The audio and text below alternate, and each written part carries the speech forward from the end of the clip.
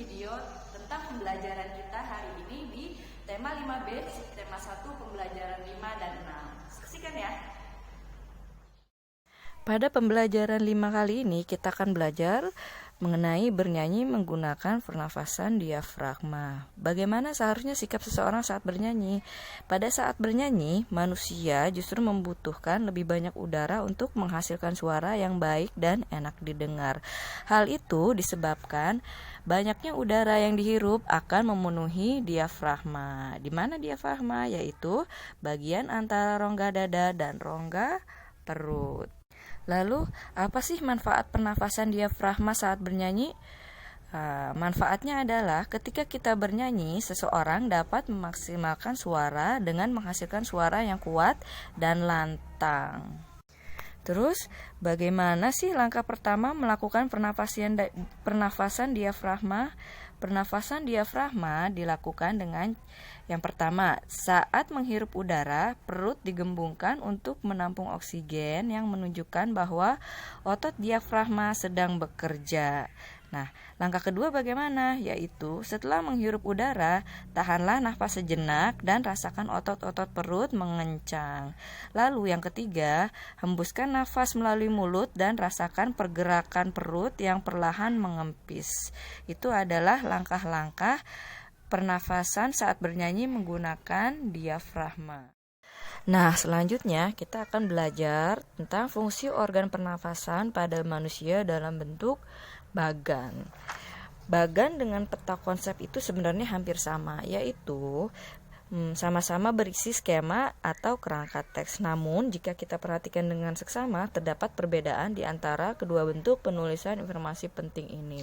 Yang kita pelajari pada saat ini yaitu bagan mengenai proses pernafasan manusia. Ada di gambar.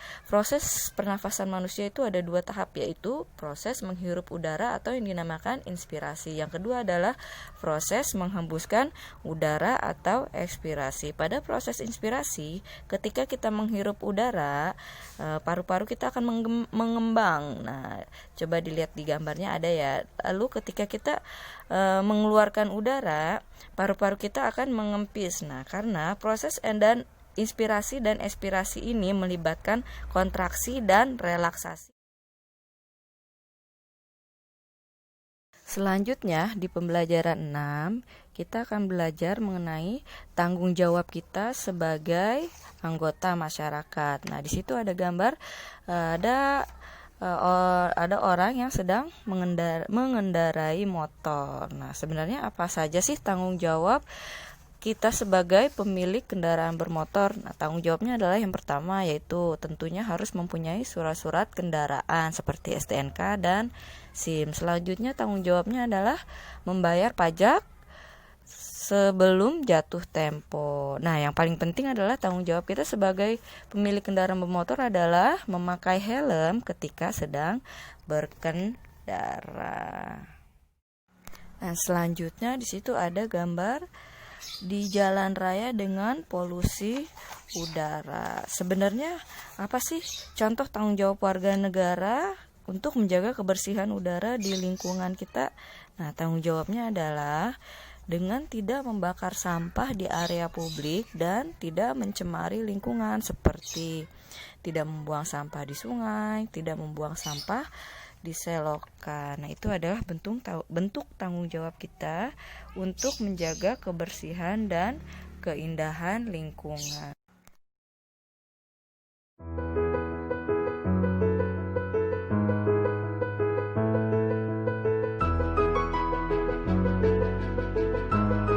Oke, sampai sini dulu pembelajaran kita dan jangan lupa tugasnya dikerjakan. Semoga apa yang Ustaz disampaikan dapat diterima dan dicerna dengan baik oleh anak-anak Musawir. Wassalamualaikum warahmatullahi wabarakatuh.